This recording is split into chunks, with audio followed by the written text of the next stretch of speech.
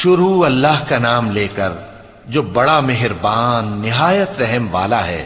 جب سورج لپیٹ لیا جائے گا اور جب تارے بے نور ہو جائیں گے اور جب پہاڑ چلائے جائیں گے اور جب بیاہنے والی اونٹنیاں یوں ہی چھوڑ دی جائیں گی اور جب وحشی جانور جمع کیے جائیں گے اور جب سمندر آگ ہو جائیں گے اور جب روحیں جسموں سے ملا دی جائیں گی اور جب اس بچی سے جو زندہ دفنا دی گئی ہو پوچھا جائے گا کہ وہ کس گناہ کے سبب قتل کر دی گئی، اور جب اعمال کے دفتر کھولے جائیں گے اور جب آسمان کی کھال کھینچ لی جائے گی اور جب دوزخ کی آگ بھڑکائی جائے گی اور جب بہشت قریب لائی جائے گی، تب ہر شخص معلوم کر لے گا کہ وہ کیا لے کر آیا ہے۔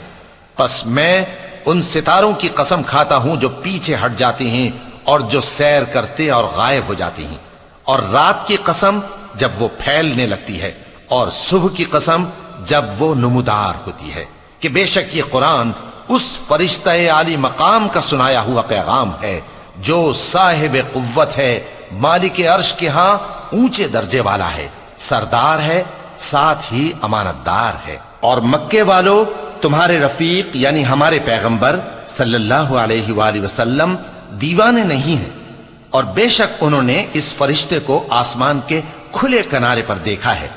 اور وہ غیب کی باتوں کے ظاہر کرنے میں بخیل نہیں، اور یہ کسی شیطان مردود کا کلام نہیں ہے۔ پھر تم لوگ کدھر جا رہے ہو؟ یہ قرآن تو تمام جہانوں کے لیے نصیحت ہے، یعنی اس کے لیے جو تم میں سے سیدھی راہ چلنا چاہے، اور تم لوگ کچھ بھی نہیں چاہ سکتے مگر وہی جو اللہ رب العالمین چاہے۔